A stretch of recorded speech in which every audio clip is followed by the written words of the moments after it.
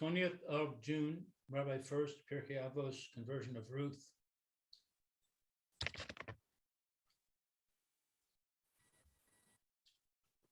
Okay.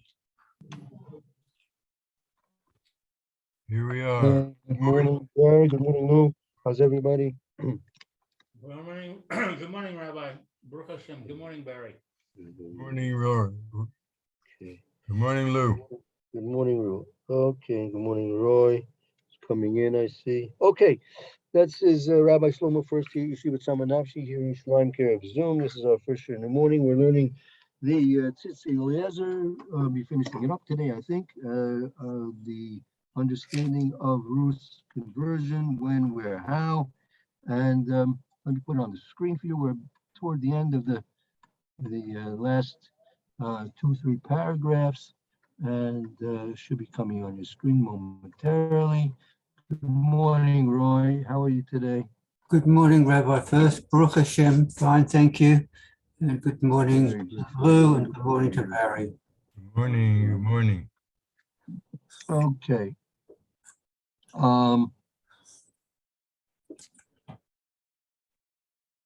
Right, we're in the paragraph Ella the Bikash,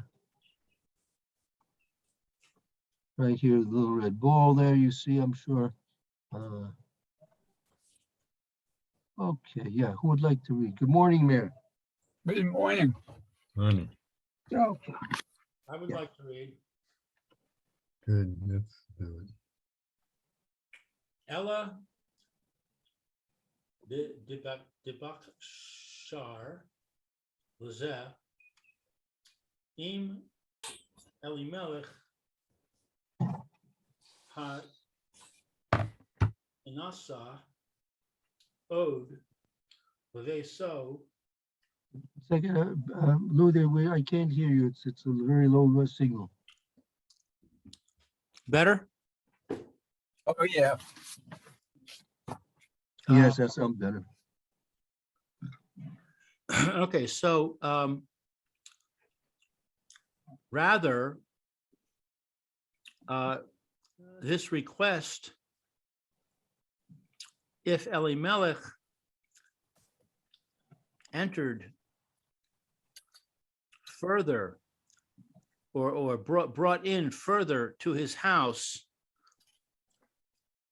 the Hashia, the Vano, to marry his son,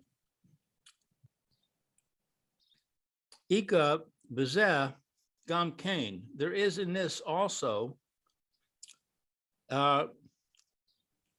Midrashos Chalokim. There are arguments in the Midrash. Yes, meaning in the kesher, like in relevance to whether or not Elimelech brought Ruth in to his house and then married her off to his son. There is with this also different midrashim. You have different midrashim on this as to whether or not he did it or not.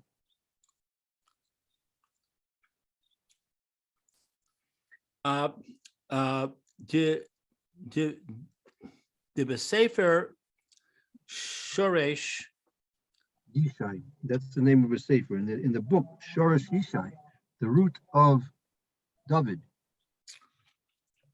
or David's roots. You've heard of the book Roots, right? I heard of the movie Roots. It was a book. It was the book, no? The What's book came first. What's this abbreviation? Sefer Yishai, David, Shoresh Yishai, Al HaPasuk, on that verse, Al HaPasuk. On that verse, Vayamat Elimelech v'Gomer. What's Vayamat? Then he died. Oh, mate, he died. So there is there is a discussion on the verse, and Elimelech died, etc. Mevi b'shem midrash lakach tov de darish.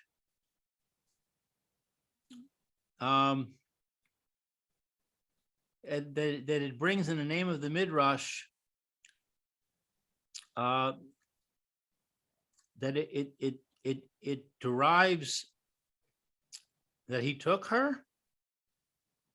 You're right. It said the Sefer, the Sefer Shorish Yishai, his commentary on the pasuk V'yimas Elimelech, that Meliel was died. Mevia, the Sefer Shorish Yishai brings b'shem Medrash Lekach that brings and cites the Medrash Lekach the Dorish that expounds upon that pasuk and says as follows: Yisu lehem noshim, they took for themselves wives. Haim nosim velo ha hashiim. Right? What is that word, hashiim? They Haim nosim, they married their wives. Velo hanisim avihem, and their father did not marry the wives to them.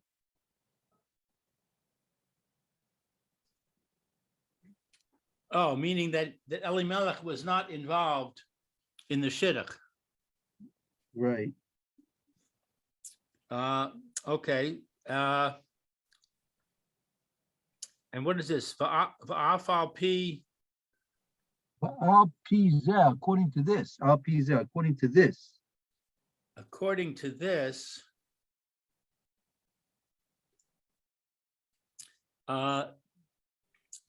Misasaya Hasefer Sham. What's Misasaya? al pizeh mistaye sefer, the book brings a support over there. The book brings a support. Support.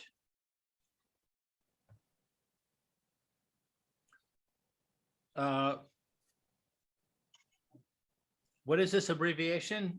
Mem Shin? Lema shekasev. According to what is written, the Vaor Kavanat Pasuk Shekasuv V'Meis Elimelech, etc. So it's to explain the intention of the pasuk that writes, and Elimelech died, etc. V'tishar haya v'sheni banei, etc. What is tishar? And it remains there. This is the pasuk, right? It says that the pasuk said, and Elimelech died, and left over Naomi and her two sons. Diba hakasuv lahatzil es Elimelech marat banav. That the pasuk comes to hatzil is to remove. That it's a kasav lahatzil es Elimelech me ra'as banav. The pasuk came to rescue Elimelech from the evil of his sons. From the evil of his son. his sons, right? Sons. Oh, by saying that he had nothing to do with the marriage. That's right. It was a bad thing getting married to them, and he didn't have anything to do with it. He, lo, I have a question. That pasuk, after it says Elimelech died, then the next pasuk says Vayomos Vayisu lahem noshim ma'aviot shem. So aren't we able to definitely say that they didn't get married to them until after Elimelech died? Isn't that clear in the Pesukim? Sounds pretty clear to me. That's right. So my question is, how could this other commentary say that Elimelech pushed his sons together with these women and got them married? The pasuk very clearly says it's not that way. Right. So they didn't. Again, he didn't get them married, but he could have been, getting them getting ready to get married, right? Because let's go back to the original question that the Zohar asked. We know that a convert's supposed to change their name, right? Yeah. And Ruth's name was called Ruth all the way from the very beginning. She was called Ruth, Mhm. right? So how can you explain that? So could be that since she was on her way, she was a CIT, convert in training. So she was a CIT, she could have changed the name maybe beforehand a bit too. That's not far-fetched. Or maybe Eglon had a one of his wives was Jewish, and Rus was their child, Right. and the Jewish wife named her Rus, and maybe she's really Jewish all along. Could be. I mean, that's an explanation. I mean, it could be an explanation of how she winds up with a Jewish name right from the beginning. Right. Okay, we need to look for proofs for that. Could be, but we need to find some proof. Right. No, I'm just saying it's a possibility. I mean, it's a Yeah. reasonable thing to say. Yeah, could be, right? But again, like, we need to find some kind of a indication from Chazal that was the fact. Right. Okay, I'll check it out. he, lo, nischa sanu, the goye, haaretz. Since, what is this word? Nischa sanu? That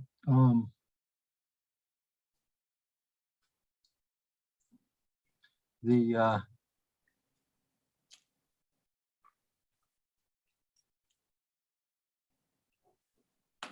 they had not been married, begoye haaretz bechayev. They had not they did not marry to the peoples of the land while Elimelech was alive. His sons did not intermarry to the people of the land while Elimelech was alive. From the word chassan, you see the word chassan in there? Yeah.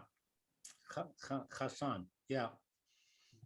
Yeah, well, that's the Pesukim. Vayamos Elimelech, vayisu lahem noshim maviot. Right. So you see, it's pretty clear that they didn't get married. Until after Elimelech died. Right.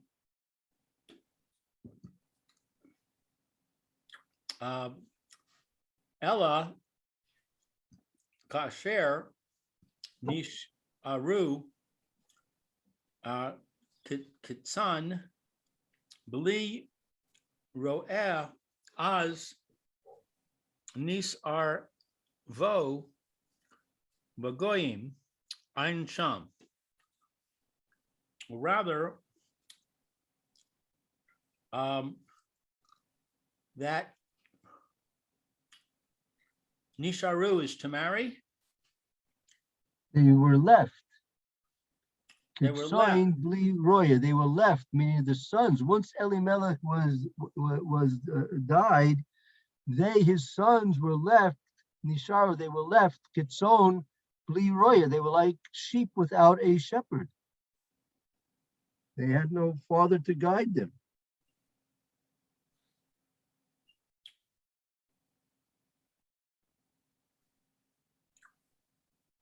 Az Nis Arbu Bagoyim Ayin Sham. They, without anyone to guide them,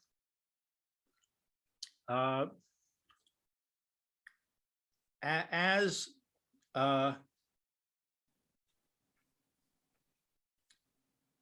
they were sinning.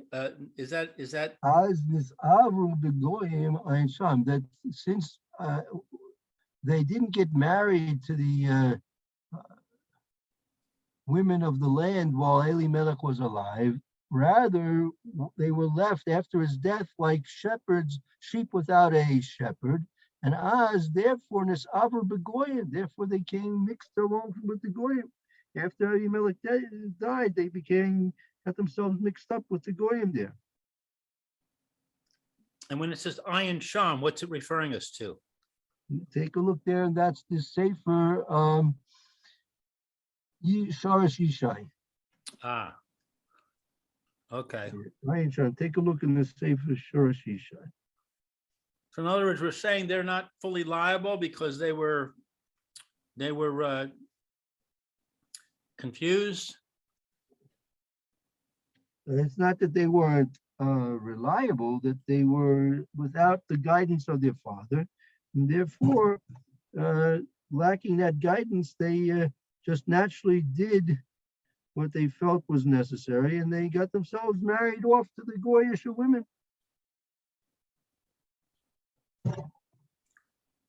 Okay, V'kom Kolkach.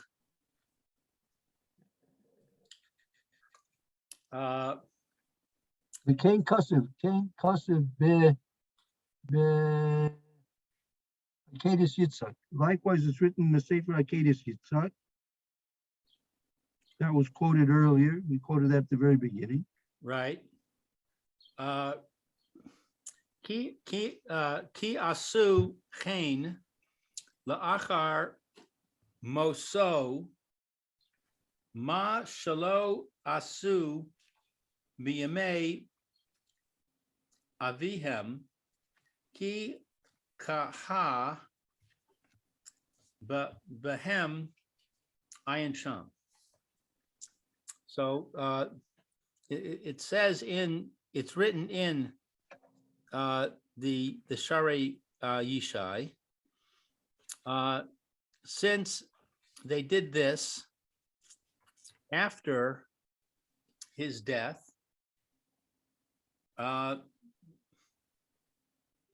which they did not do in the days of their father. What is this kaha? Kehaha? Ki kaha behen, because it was that it happened to them, meaning with that again without their father, Shalom Masha, they did right. That it's Cain Kasab Kedis Yitzhak, Cain also la'achar misasoim, Masha lo also be me'avim ki kaha behem. That the Kedis Yitzhak writes similarly that they did what they didn't do while the father was alive. Was only after the father's death they did what they did. Kikaka behem. That's because that's what occurred to them.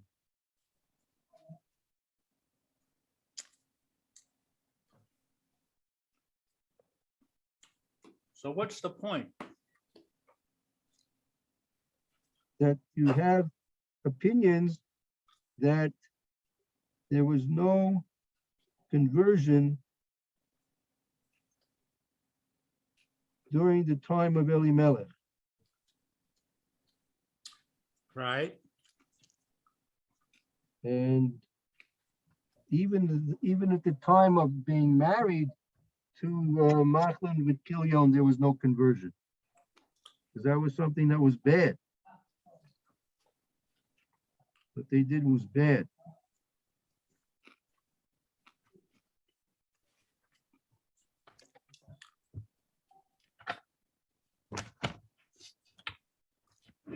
So why do I care that about these statements that they were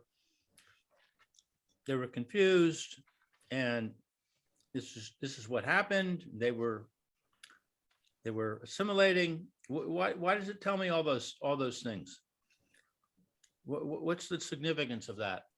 That they sinned when they married Ruth for Orpah. Did a very bad thing. They were killed because of that.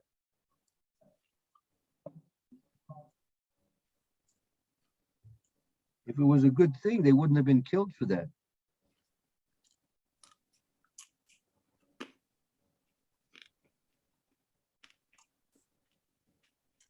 But it seems to me that there's a softening of that, by the fact that the father was gone, they were without a shepherd, and they were surrounded by all these people, and it happened. That sounds like a softening of it, not saying that they should be killed, but saying that they should be treated with compassion. But they were killed. They weren't treated with passion. They did something wrong. Right. So why is it telling me all these things that seem to counterindicate that? Because the point is that you want to say that you want to dispute the fact that Avimelech had begun the process of conversion. From this, you see that Avimelech did not begin the process of conversion. It only was initiated after his death by his own sons, but not through any initiation of his own. And that makes them more culpable? Definitely so, sure. Why? If Elimelech had initiated the conversion, wouldn't they still be equally guilty of marrying non-Jewish women? They'd be guilty of doing that, but it wouldn't be completely their own responsibility. Here it's their own responsibility.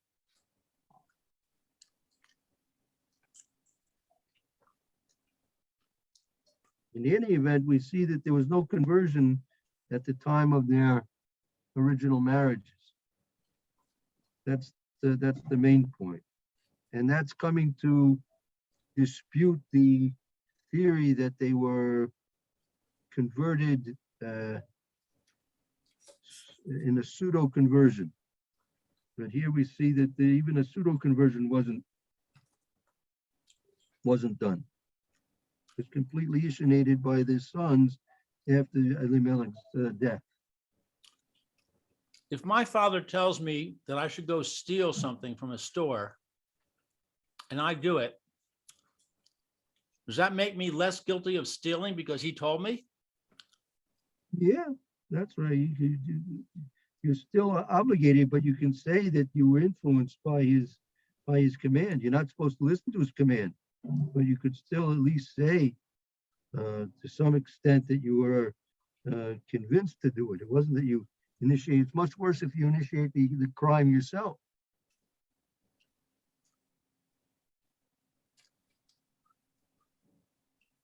Okay. I remember I have a friend of mine. He's a criminal lawyer, so he was once defending a criminal in court. So the criminal was convicted of bank robbery. So the judge, apparently to try and maybe lessen the the sentence of the bank robber. So he asked the bank robber, why did you rob the bank?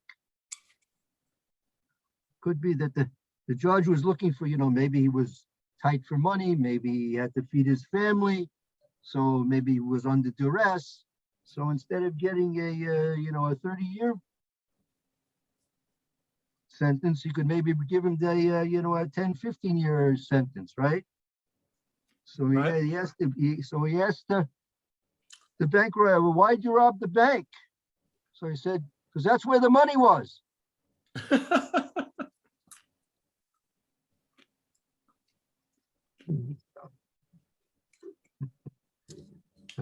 So, so what are you going to do with a guy like that? Anyway, let's go on with one more paragraph I think we have here. Hine, by the Zion. Hine ki chen Allah biyadenu but siyata dishmaya. Yes. Okay, so it was because of this that it went up in his mind. No, Hine, Ki Kain Allah biyadenu. It has now come to our hands. B'siyata d'shmaya has now come to our hands. Or another way of putting it, I have put it out in front of you, right? I have now, with siyata d'shmaya, put out in front of you. Okay. Laha ve yar. Lahavhir hashitas. Lahavhir hashitas, to shed light on the opinions. To shed light on the opinions. To shed light on the opinions.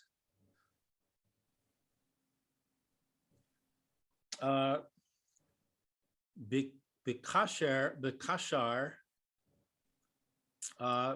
le girusa shel Rus, concerning the question of the conversion of Ruth. Right. V'ashkachana petirin mis kablin al hadas le shalosav.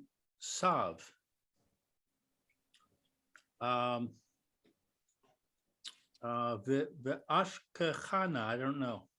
It's been found a pitorin miskablim aladas shaloso shaloshal, and we've discovered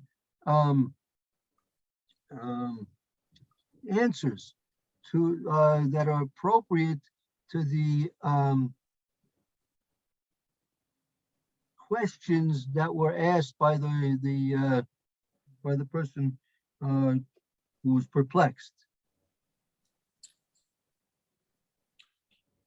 Okay, so Shel Ha Shoel is the questioner.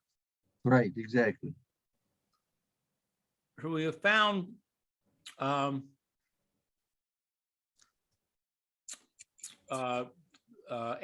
possible answers to the questions that are asked by the questioner. Hain Lefi Hadia Ki Rus V'Orpa Lo Nisgairu Mitachila Klal.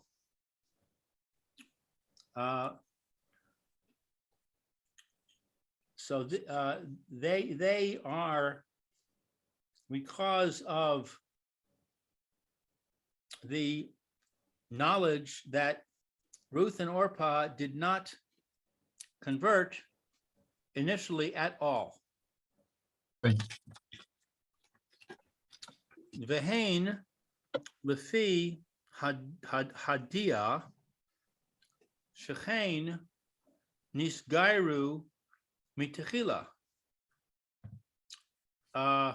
Meaning either, we found answers whether according to the opinion that Ruth Farper did not convert at all initially, or the opinion that they did in fact convert initially. But that's what Rebbe Ruth says that. She says that they weren't converted because she says to Boaz, I'm looking it up. It says, Madua motzasi chen benecha labireni va'anochi nachria. She says herself, she's an outsider. Right, right. She's saying it herself. I mean, it's so where does anybody come on to say she was converted? Well, that's the question of the Zohar. The Zohar says her name's Ruth throughout the whole business here. And you know, she should have changed her name somewhere along the line.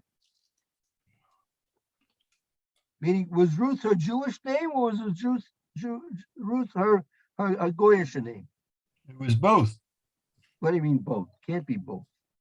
Why? Why couldn't she? Why couldn't Rus in her original language mean something and Rus in Hebrew mean something different? They give her a new name. When they convert, they give them a new name.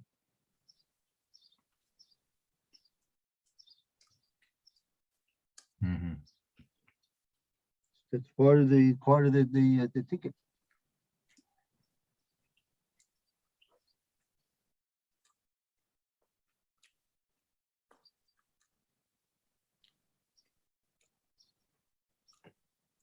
Weiter? Yeah. V'gam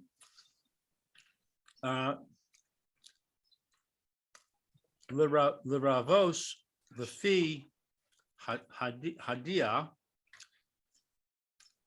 ha mifashras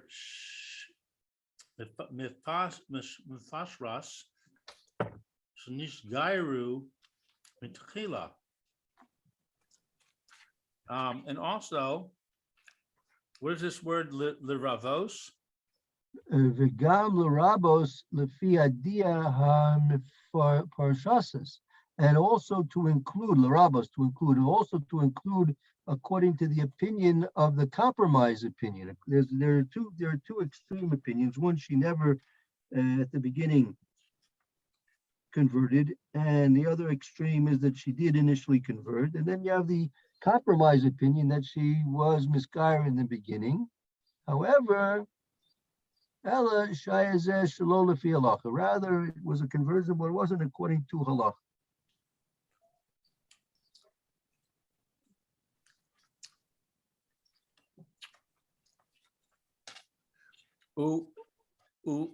Umadi de Varno Nis Bararu Gam Kama Nikodos Behalchus Garim Gerim. Shemahem Totzios Lahalacha Lamaasa. And the opinion Devarnu is these words. The Barnu that we spoke about.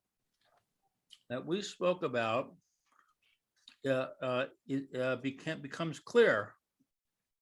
Gam kama kudos halachos.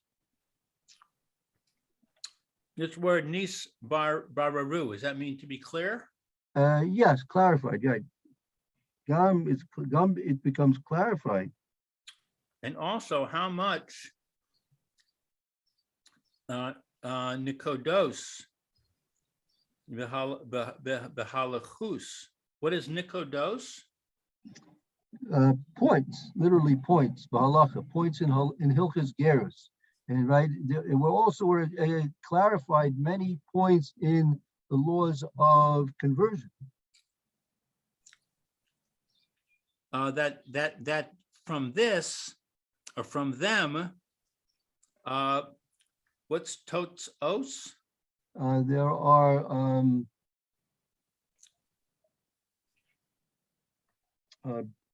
spin-offs. There's spin-offs for halacha l'maisa. There are spin-offs for the law as it is. Mhm. Practical law. The practical law, many points discussed and clarified for the laws of practical conversion, laws of practically conversion. So there's three basic opinions. One that they never initially converted, another one that they did initially convert, and another opinion that they did have a conversion, but it wasn't according to halacha. And each one has its fallacies, and you can't change that. You're not going to be able to pick and choose between the different opinions here. But nevertheless, by learning it properly, you're going to come to many clarifications, or from the fact that we did learn it properly, we came to the clarification of many points in the relevant laws of conversion. So there you have it, Barry. Yeah, talking about having it, I just remembered that Rebbe, I personally knew in Philadelphia a ger whose name was Daniel, Right. and when he converted, he took the name Daniel, Mm-hmm. the Hebrew version of that name. Ah, okay. I hear. So- Well, it could be. It could be that she kept her name. Rus means like peace or something in Hebrew, like a peaceful neshama or something. I don't know. I'm not sure. I don't know. Mm, Is it a word, or is it just a name? I don't know. I never thought about that. I'm gonna look it up. Yeah, take a look. I thought it meant sweet root. Let me see if I can find it. You have to check and see if is that a Jewish name, or is that a Moabit name? That's a good question too.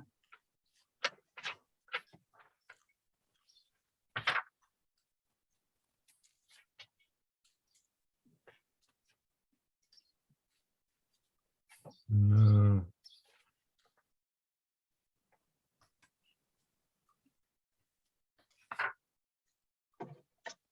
In Oh, modern Hebrew, root means Roger or okay. Maybe that's what they say in the jet fighters. Root. Okay. I thought it meant sweet, though. I thought I read that someplace. Mhm. Let's see.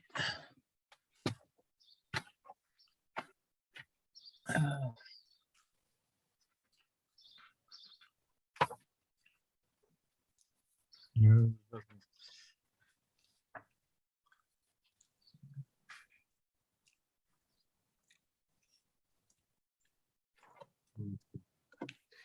Okay. Right. Right. So with the best of abilities, we're not coming to a clear conclusion. If you want, we can review the article that Roy was kind enough to send out.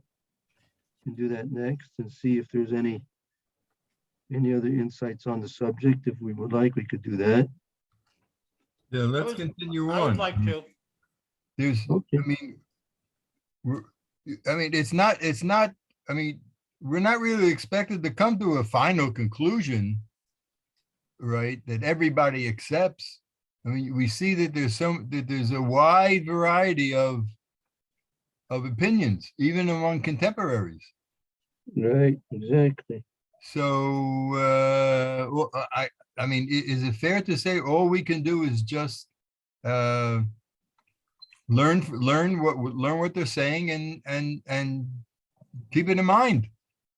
Yeah, that's probably the best we can do. We're not gonna be able to answer questions that they on their own admit they're difficult questions. Well, we can try. You never know if something happens if you try. But yeah, Isn't it the same? Isn't it the same situation with?